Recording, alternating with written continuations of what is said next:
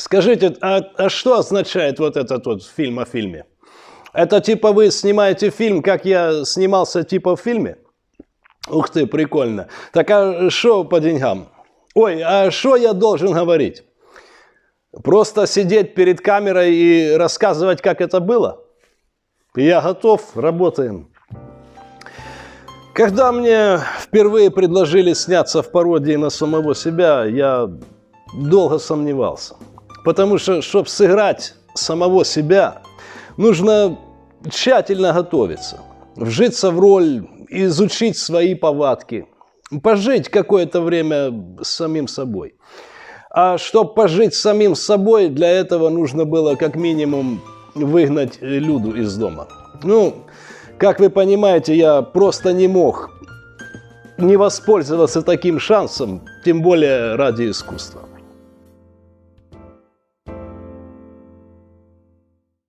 Мне в тот день позвонил известный режиссер Джеймс Кэмерон с одним вопросом. Не хочу ли я сняться в пародиях у Великого вместо Джейсона Стэтхэма? Я был приятно удивлен, и первое, что я у него спросил, откуда у вас мой номер телефона? Он сказал, его по старой дружбе дал Квентин Тарантино. Я говорю, подождите. Тарантино – это тот, который снял «Белое солнце пустыни». Он тут же ответил, по-моему, да. И знаете, он настолько это уверенно сказал, что я сразу же согласился у него сниматься. И мы незамедлительно приступили к съемкам. На мне лежала большая ответственность, так как это была самая первая пародия на канале Великого. Все очень переживали, и режиссеры, и осветители. Оператор от волнения вообще не пришел. Сами понимаете, Кэмерон в бешенстве, рвет сценарий. Короче, съемки были под угрозой. Не волновался только я. Я взял ситуацию в свои руки. Пошел в ближайшую подворотню, нашел там случайного прохожего, отжал у него телефон. Жалко, что дело было в мае, так бы еще и шапку отжал бы. И именно на тот самый телефон Сори Эниксон, по-моему, назывался он. Без микрофона мы и сняли ту самую легендарную пародию. Поэтому на качество картинки не обращайте внимания, все-таки камера 0,2 мегапикселя. Ну и плюс оператором была моя любимая Людочка. В общем, это была пародия на то, как я поздравил Зеленского с победой на выборах. Посмотрите, каким я там был красавцем. Молодой, без пуза, без второго подбородка, без волос еще. Да что я рассказываю? У нас есть возможность показать это видео? Ну так покажите, нахрена же я здесь вот это все распинаюсь.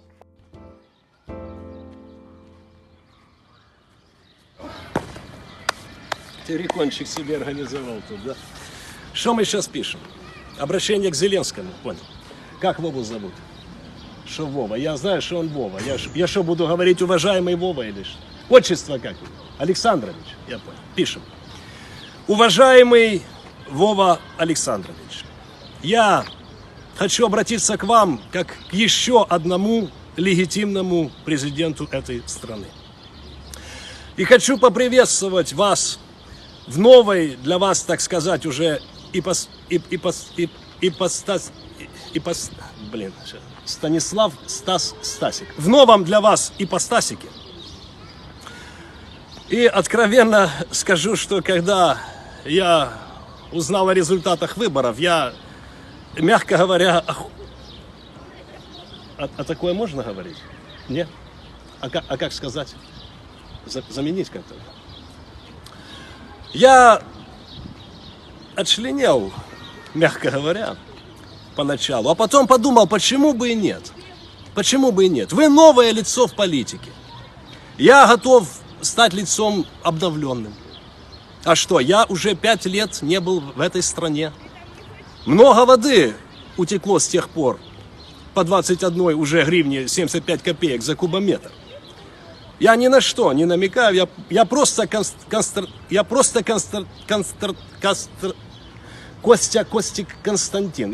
констатирую факт. И в связи с этим я хочу предложить свою кандидатуру на должность спикера, которого вы ищете. Так что, я соответствую всем критериям. Первое. Обязательное знание 3 языков. Пожалуйста. Английский. Я знаю, что такой язык есть. Дальше. С русским у меня проблем нет. И самое главное, с украинским Николай Яныч обещал помочь. Правда, Николай Яныч? Да. Ну, говорит правда. Да. Что? Сейчас, секунду. Да. Ну, просит передить вам племенный привет. Передил. Не я передил, привет передил. Коля, отойди, не мешай. Дальше, следующий критерий. Я готов работать 24/7. Сейчас я только посчитаю. 24/7, это 3 в уме. Это где-то 3,42 часа в неделю. Я готов приступить хоть сейчас. В общем, Владимир... Коля, я забыл, как отчество. Да, Владимир Александрович. Какой Александр? Коля, уйди отсюда, не мешай мне. В общем, Владимир Алексеевич. Так лучше. Если что, я готов.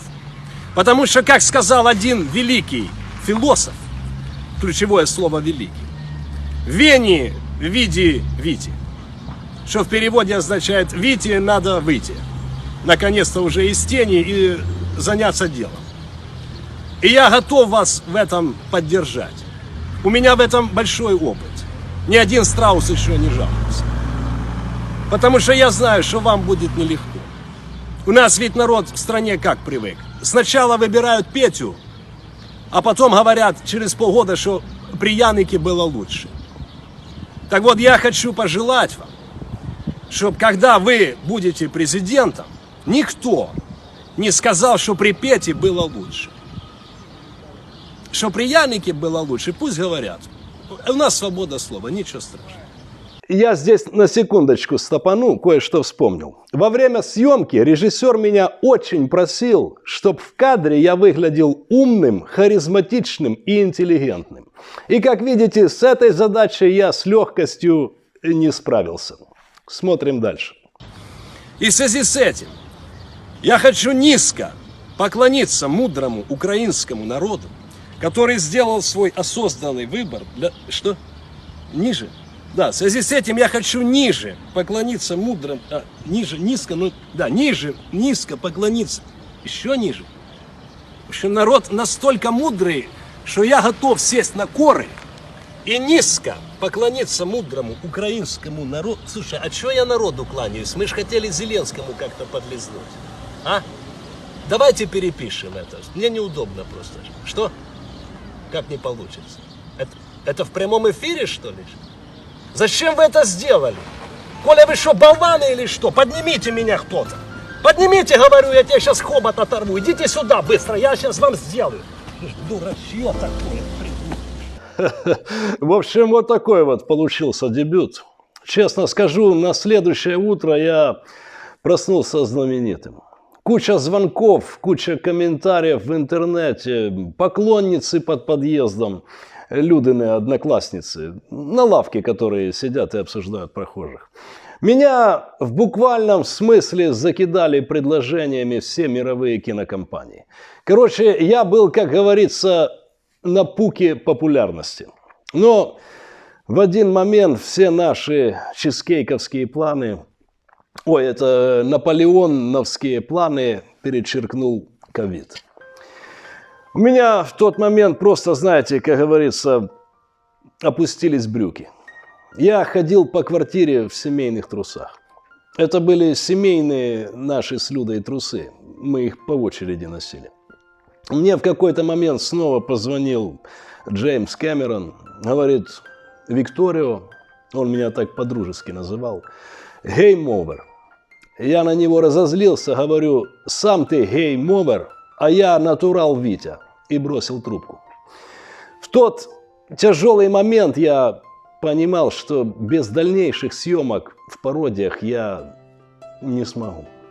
И учитывая, что я был парень горячий, режиссером следующей пародии выступил Гай Ричи. Поняли прикольчик, да? Горячий Гай Ричи. Короче, мы сразу сработались. Он приехал, оценил мой пиджак. Ой, пиджак, говорю, мой типаж. И сразу предложил мне главную роль в его будущем фильме «Джентльмены». Я ему говорю: Гай, ты меня, конечно, excuse me, но я с джентльменами никогда дела не имел и иметь не хочу. Было принято решение снимать по моему сценарию.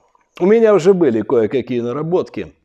В следующей своей пародии я сыграл роль такого, знаете, домашнего карантиста.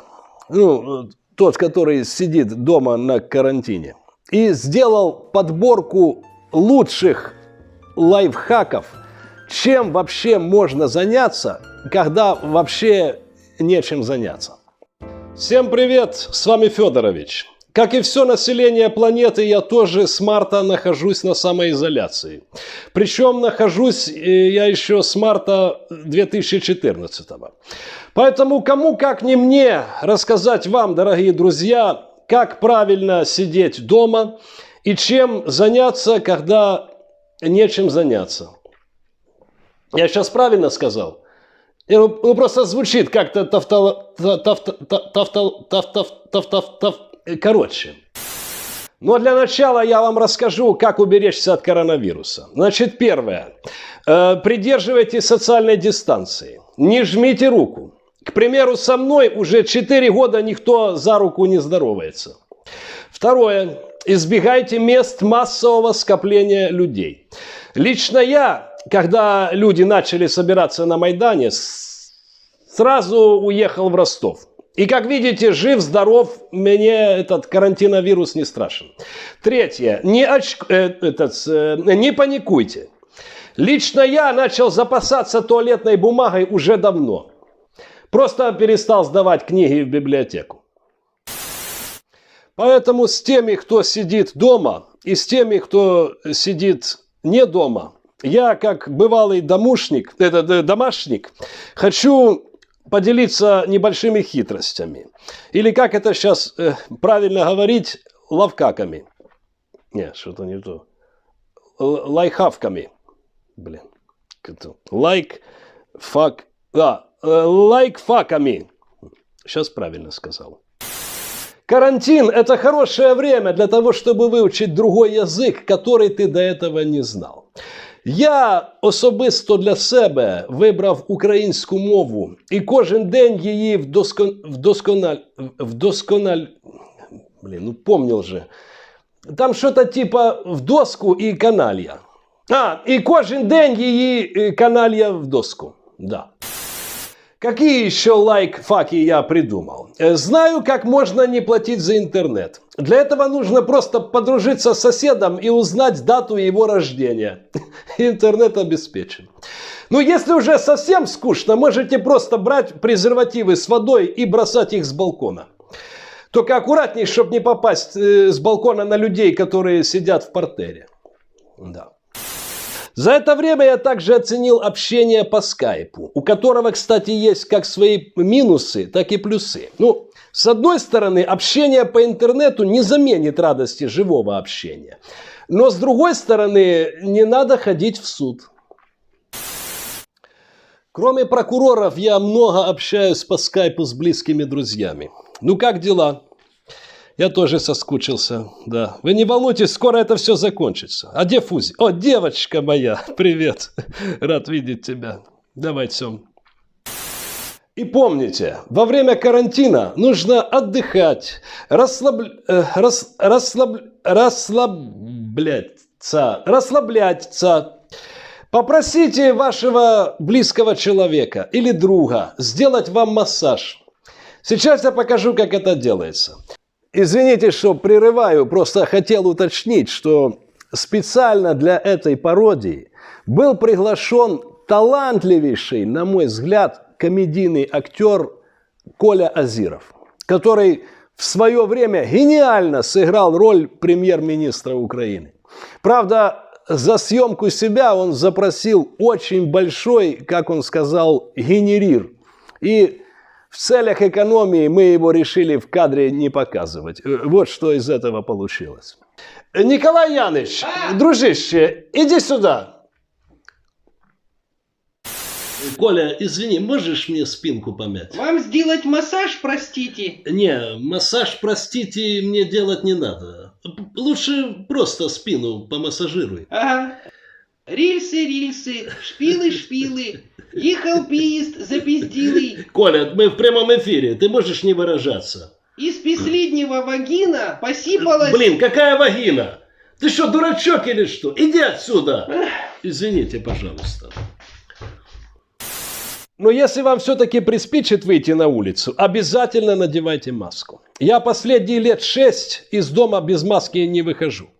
Надеваю такую черненькие очки такие, с пластиковыми бровями, большим носом таким пластмассовым и усами. И эта маска меня защищает от всего. И от ругательств, и от плевков, и пинков. Ну, а чтоб на прогулке вам было не скучно, обязательно возьмите с собой своего домашнего любимца. Пошли гулять! Витя, блядь, не смешно! Да что ты? Не смешно. Вы знаете, успех этой пародии был настолько ошеломляшечным,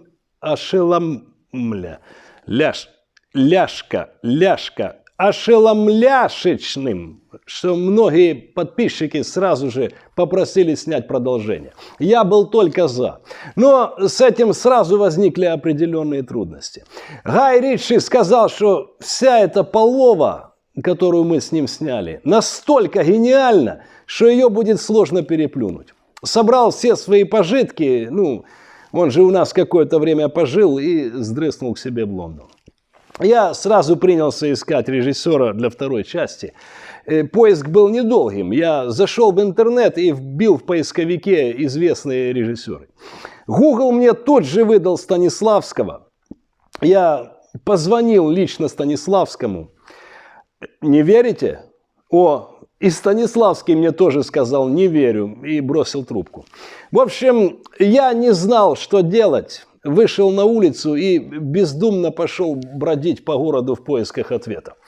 В какой-то момент, неожиданно для себя, я провалился в открытый канализационный люк. И в этот момент меня осенило. Люк Бессон. Почему бы его не пригласить в качестве режиссера? Я в ту же секунду ему позвонил, говорю: «Привет, Люк, не спишь?» Он говорит: «Нет». Я говорю: правильно, что тебе спать, ты ж Бессон. Он сразу понял, что я парень без юмора, то бишь серьезный, и со мной можно иметь дело. Я предложил ему снять вторую серию домашних лайфхаков. Он сказал, что ему ни хрена не понятно, но очень интересно. Собственно, таким и получился этот очередной шедевр. Ни хрена непонятный, но очень интересный. Всем привет, с вами Федорович. Слушай, может я немножко втяну живот, а то как-то не очень красиво. Можно, да? Всем привет, с вами Федорович. Нет, давай как есть.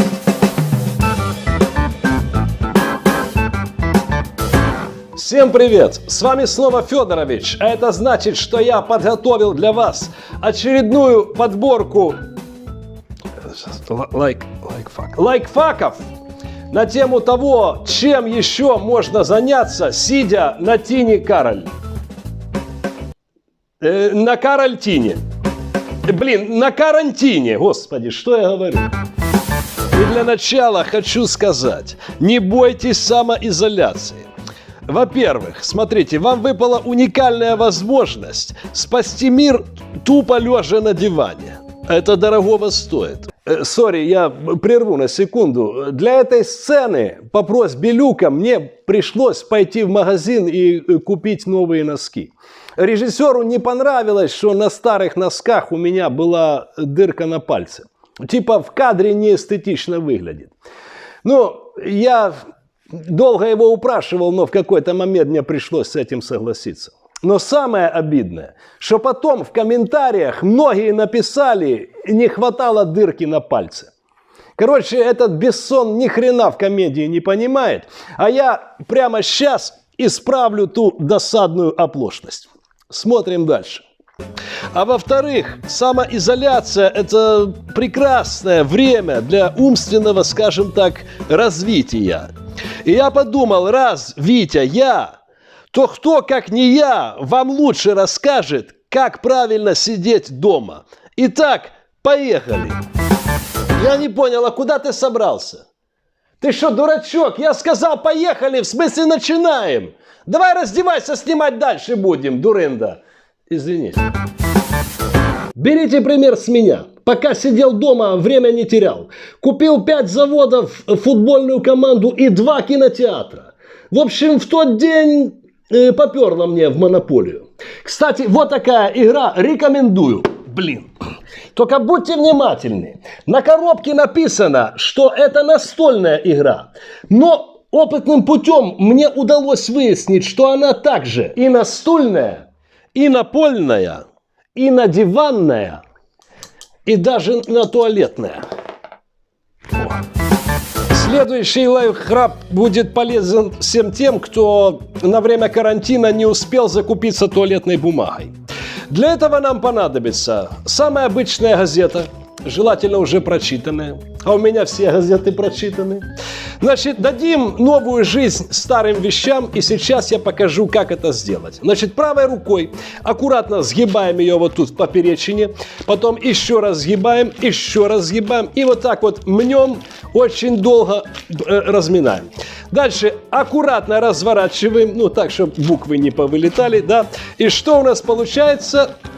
Что у нас получается? Это что, пакет, что ли? Я не понял, я что, все это время пакеты читал? Извините. Следующий лайфхак будет полезен тем, перед кем стоит вопрос, где купить одноразовые перчатки. У меня другой вопрос. А зачем их покупать? Сейчас я покажу, как это делается. Просто заходите в ближайший супермаркет, берете вот эти штучки и одеваете по 10 штук на каждую руку. Если кто-то из персонала спросит, зачем вам столько, скажите, я просто В общем, ничего не говорите. Это, в конце концов, не шапки в подворот не тырить. Одевайте еще 2 штуки и уходите. Успокойся ты, смотри, какая умная. Сейчас перепишу, хватит там. Короче, перчатки не одевайте, а надевайте. Ну что, легче стало? А тем, кто вышел на улицу, да еще и без маски, я хочу сказать, остановитесь и зайдите домой, потому что вас ждет следующая порция вот этих. Сидя дома на карантине, попробуйте научиться делать так. Для чего это нужно? Объясню. При помощи вы можете показывать своим деткам фокусы. Сейчас покажу, как это делается. Следим за руками. Ахалай-махалай. И... Ну и назад точно так же. Ой, извините. Вот приблизительно так. Попробуйте заняться рукоделием. К примеру, вышивание крестиком, вязание ноликом. Можно совместить вышивание крестиком-ноликом. Макраме, опять же. Кстати, что это? Все подойдет. Не получается заняться рукоделием? Не отчаивайтесь. Займитесь рукоблудием. А как это делать, я покажу в своем следующем Что я опять не так сказал?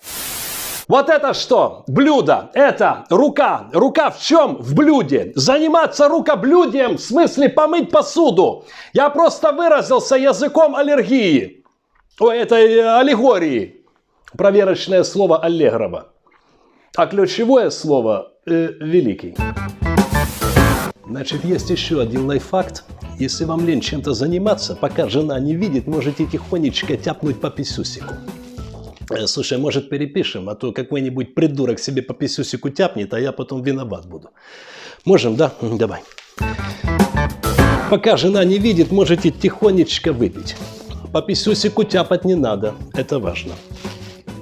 Так, а куда это? Что с этим делать? О! Слушайте, прикольно, еще один лайфхак придумал. Уже 3-й час залипаю.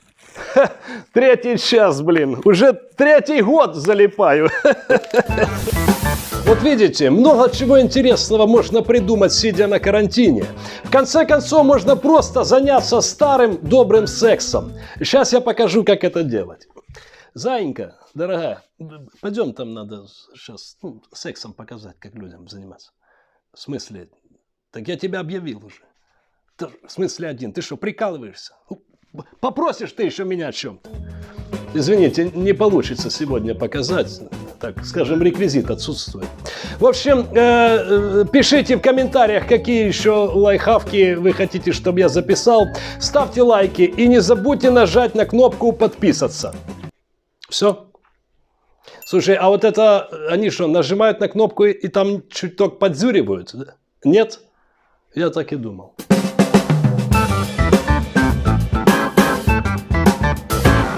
Вы знаете, вообще сниматься в пародиях на себя было глупо отказываться. Тем более за эту работу мне обещали немалые деньги не платить. Сейчас, секунду. Что такое? Какая реклама? Блин. Короче, тут сейчас на Ютубе будет небольшая реклама. Вы там 5 секунд где-то посмотрите ее, потом нажмите пропустить, и я снова вернусь. Все, реклама закончилась. Можно говорить. Thank you very much. Да, так вот, в следующей пародии, в которой я снялся, мне предложили сыграть роль учителя, который ведет онлайн-урок. Но и учитывая то, что у меня ученое звание профессор, я с радостью согласился. Единственное, я хотел, чтобы режиссером этого ролика была моя Люда. Но она четко дала понять, что попадет в киноиндустрию только через постель. Ну и мне, как вы понимаете, пришлось искать другого режиссера. И я его нашел. Вот он как раз сегодня со мной. У него был целый ряд преимуществ перед другими режиссерами. Молодой, никому не известный, а главное, абсолютно бесперспективный. Подожди, а это точно преимущество? Да, ну вот. Режиссер сказал, что эту пародию мы будем снимать с использованием искусственного интеллекта. Я тогда сразу сказал, стопэ, какой к черту искусственный, я и с обычным-то интеллектом не очень дружу. Но он меня все-таки переубедил, сказал, что это новые технологии deepfake. Это, знаете, когда на твое лицо накладывают чужое лицо. У меня в последний раз такое было по молодости, когда мы с Людой еще целовались. Короче, я согласился на эту авантюру, и вот что из этого получилось. Всем привет! С вами Федорович. Ну что, соскучились?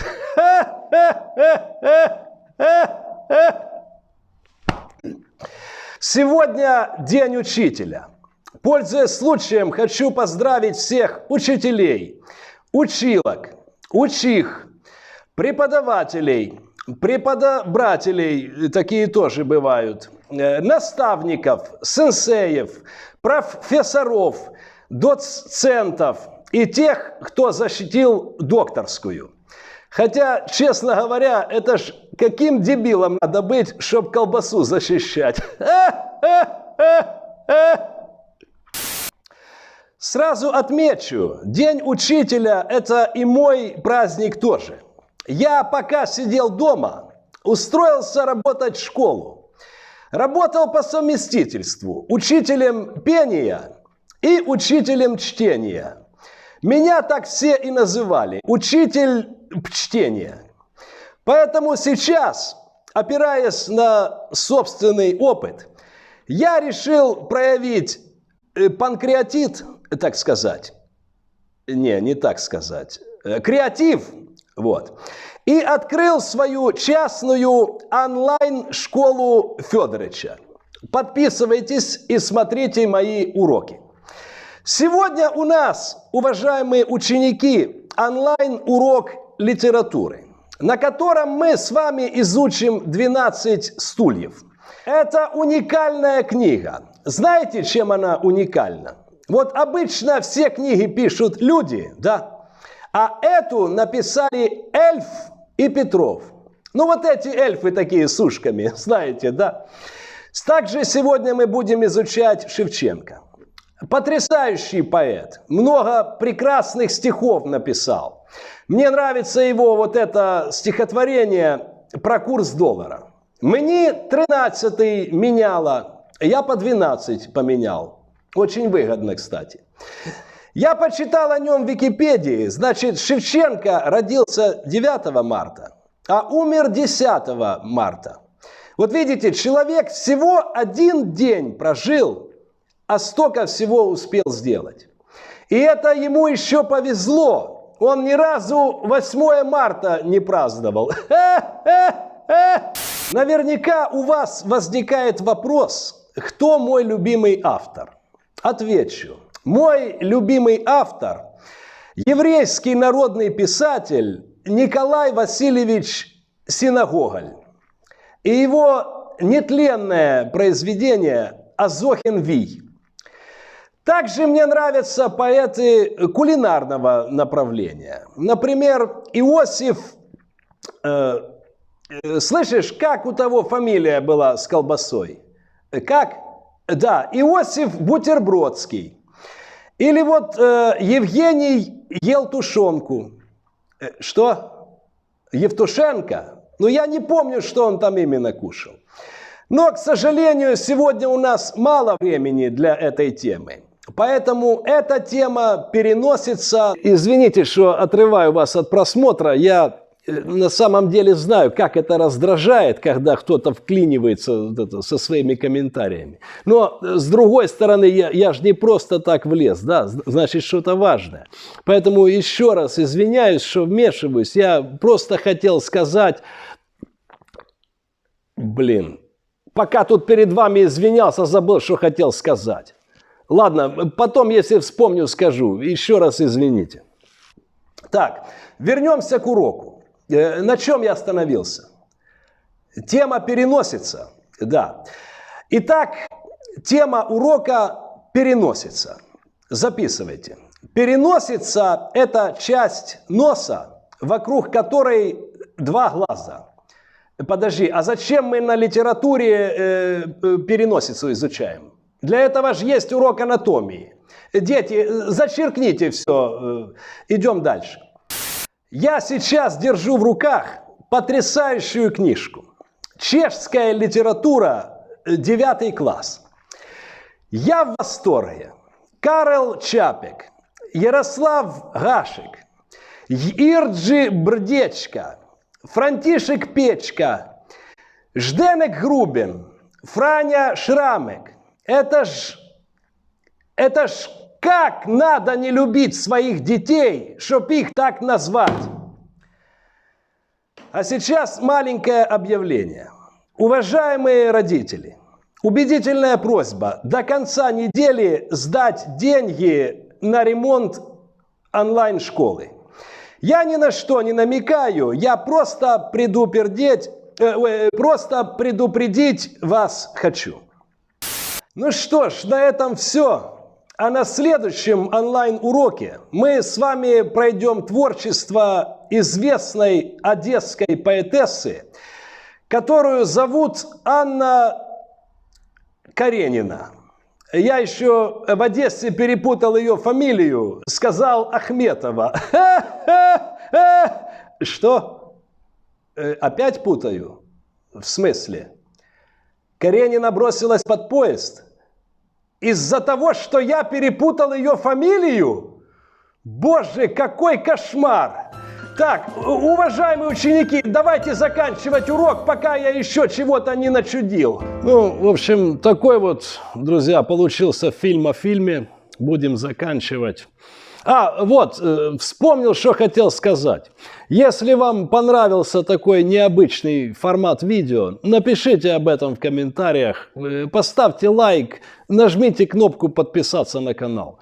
Только те, кто уже подписан, кнопку не жмите, а то же вы наоборот отпишетесь.